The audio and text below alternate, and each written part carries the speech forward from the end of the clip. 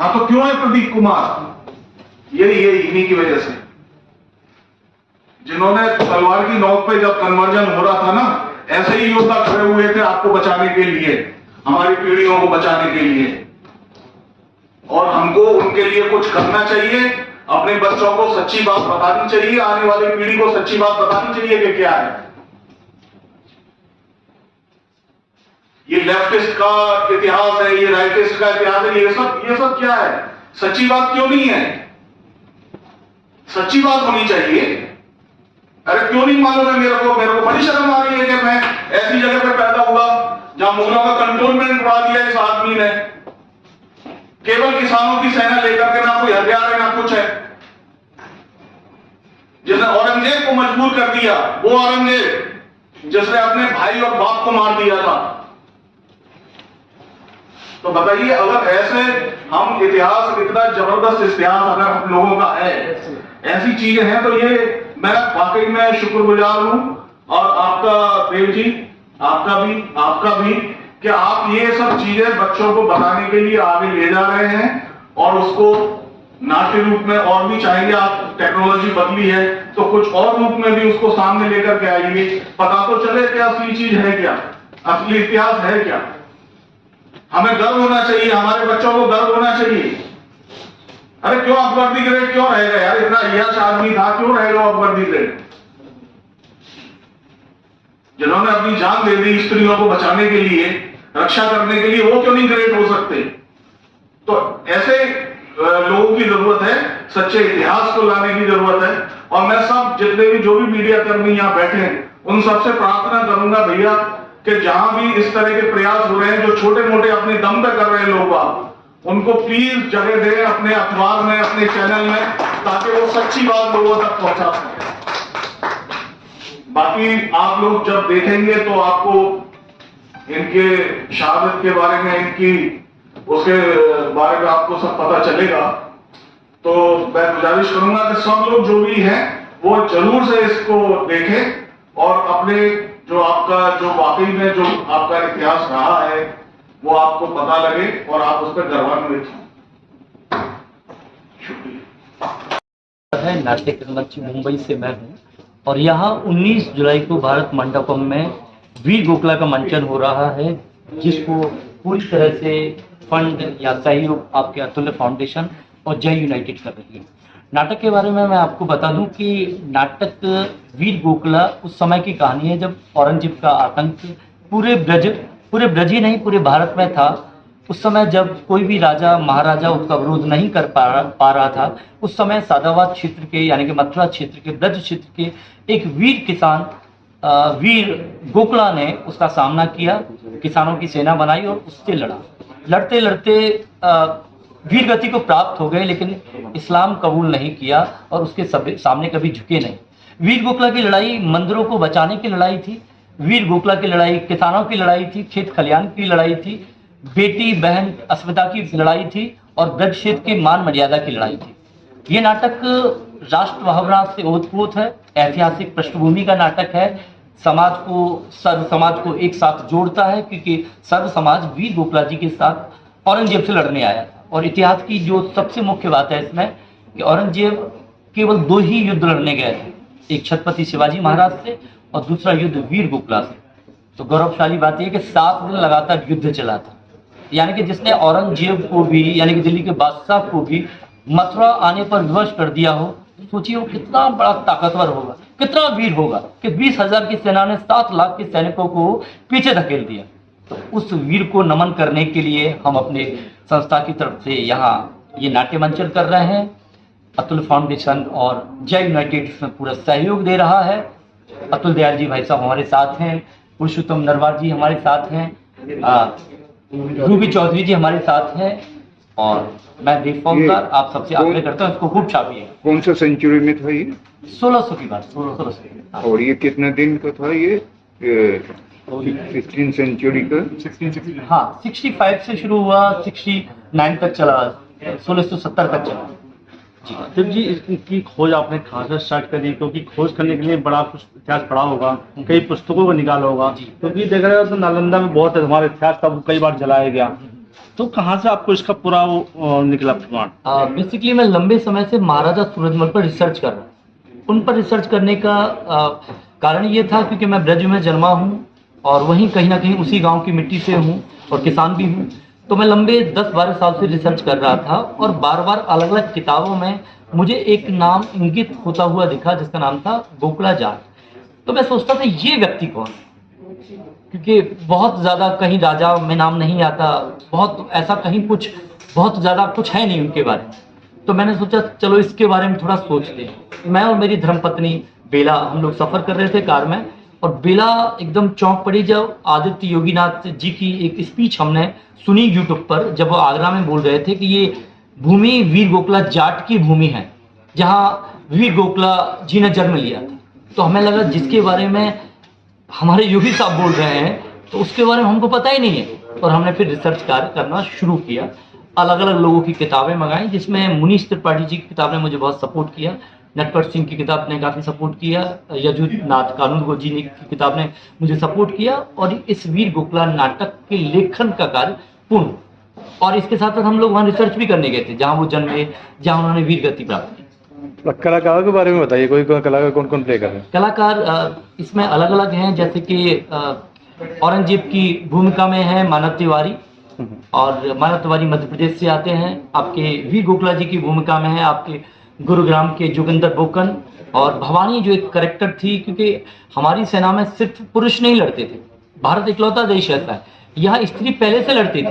तो एक भवानी सेना थी जो सादाबाद क्षेत्र से बनी थी, उसका नेतृत्व कर रही है बेला बारोट।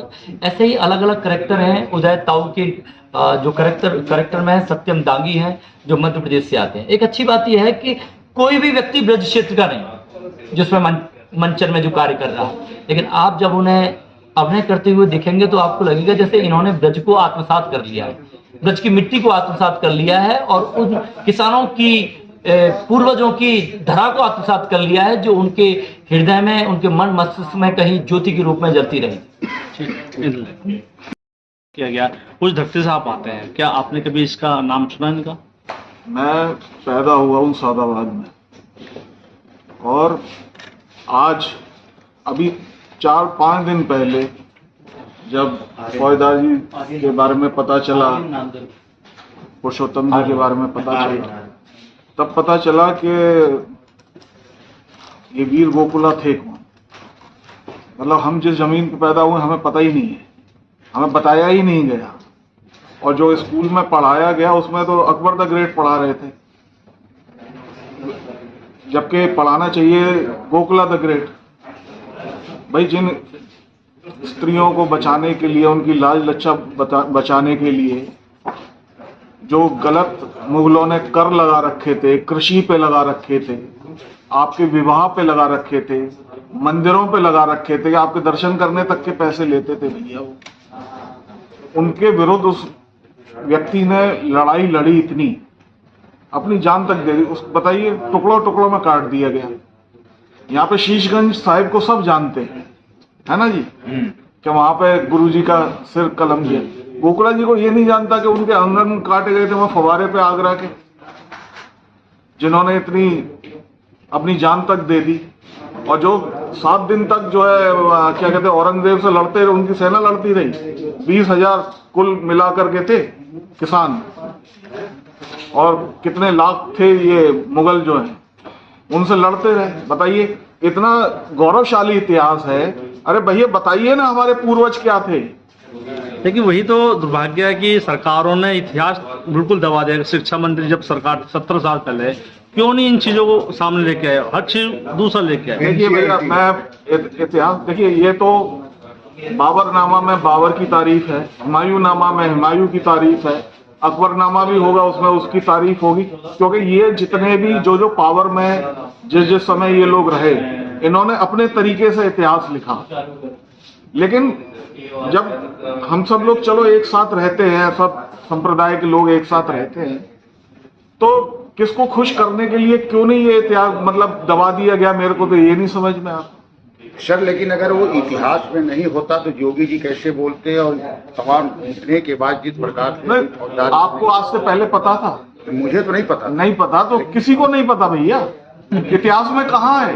आपकी कौन सी टेक्स्ट बुक में है? किस बच्चे की टेक्स्ट बुक में पढ़ाया जाता है वीर गोकुला? पढ़ाने की बात नहीं कर रहे हैं, कि इतिहास के पन्नों में नहीं होता तो योगी जी कहाँ से बोलते कि ये वीर गोकुला की धरती? एक चीज बताइए, अगर मैं सादाबाद का रहने वाला हूँ और मुझे मेरे ही पूर्वजों के बारे में नहीं बताया जाएगा कि वो क्या है, तो मेरे को कैसे पता चलेगा? मेरे को कौन इन्फॉर्मेशन दे? किसकी जिम्मेदारी है ये बताना कि आपके पूर्वज क्या थे? आने वाली पीढ़ियों कौन बताएगा? आप ही बताएंगे ना, पिता बताएगा ना पुत्र को। तो जब देश आजाद हुआ तो हमारे पिता के रूप में ये सरकार बैठी ना यहाँ पे बताने, इनको बताना चाहिए था, सबको बताना चाहिए था कि आपके पूर्वज जो है इतना गौरवशाली इतिहास छोड़ करके गए, सीना चौड़ा करके चला करो, क्या ये झुक के चलते हो?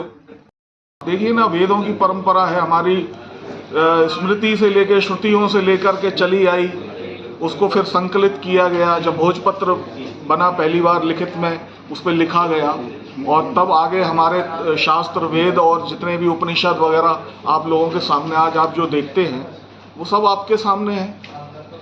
तो इतिहास भी इस तरीके से लिखा जाता, गौरवशाली उसमें लिखा जाता, स्वर्ण अक्षरों में लिखा जाता। ये तो स्वर्ण अक्षरों में लिखने लायक नाम है वीर गोकुला का।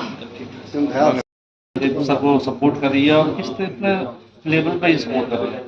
देखिए, एक शुरुआत है, जैसा कि देव जी ने बोला कि एक बहुत बड़ा यज्ञ है जिसमें सबकी आहुति लगेगी। मैं खुद ब्रिज से बिलोंग करता हूँ, मैं खुद मथुरा से बिलोंग करता हूँ। इवन मेरी वाइफ जो है वो आगरा से बिलोंग करती है। मैं फव्वारा चौक पर भी गया हूँ, पर उस फव्वारा चौक का जो इतिहास है वो आज हमें भी खुद ही पता लगा देव फौजदार जी के माध्यम से कि इसको फव्वारा चौक क्यों कहा।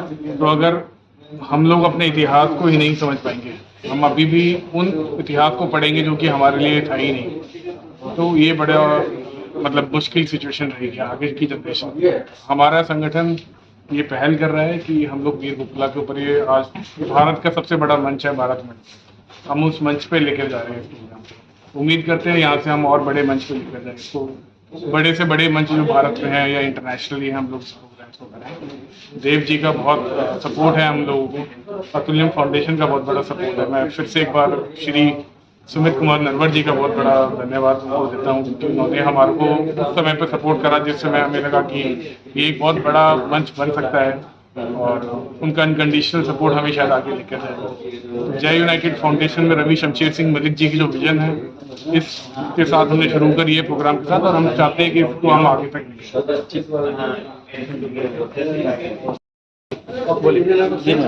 मेरा नाम रूबी चौधरी है। मैं अतुल्य फाउंडेशन को या श्री एस के नरवर सर की तरफ से रिप्रेजेंट कर रही हूँ। हम लोग 2019 से काम कर रहे हैं, ज़्यादातर हमारा काम रूरल डेवलपमेंट है। अब जैसे जैसे काम करते हैं तो और ज़्यादा पता चलता है कि क्या क्या और कमी है और क्या क्या हम कर सकते हैं। तो सर के थ्रू हमें प्रेरणा मिली कि सड़क बना दी आपने, अस्पताल बना दिए, एजुकेशन दी, सब कर दिया, लेकिन आज के युवाओं को प्रेरणा की भी बहुत ज़्यादा ज़रूरत है ताकि वो इकट्ठा होके चले। अनफॉर्चुनेटली टाइम ऐसा है कि सब अपना अपना अलग अलग चल रहे हैं, तो उस राष्ट्रवाद की प्रेरणा के लिए हमें इससे बढ़िया मंच नहीं मिला। तो इसीलिए अतुल्य फाउंडेशन श्री एस के नरवर सर के जरिए इनको सपोर्ट कर रहे हैं, ताकि ज़्यादा से ज़्यादा युवाओं तक, ज़्यादा से ज़्यादा लोगों तक इनकी स्टोरी पहुंच सके और हम लोग इंस्पायर हो सके कि हम एक देश हैं और साथ में मिलके चलेंगे तो आगे बढ़ पाएंगे। अगर अलग अलग चलेंगे तो फिर कोई ना कोई मुगल आके हमारे ऊपर राज। क्या लगता है कि गांव क्षेत्र में भी इस तरह के जो नाटक किया जाए ताकि उनको लगे कि हाँ इतिहास हमारा कुछ रहा?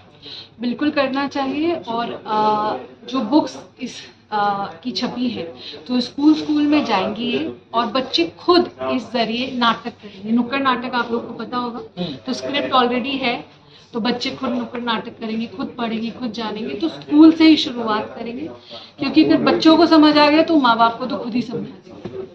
तो बिल्कुल स्कूल में जाएंगे, कॉलेजेस में जाएंगे, ताकि उनको ज़्यादा से ज़्यादा प्रेरणा मिल सके और हम लोग को एक दिशा मिल सके कि ऐसे भी क्रांतिकारी रहे हैं जो सबको लेकर चले।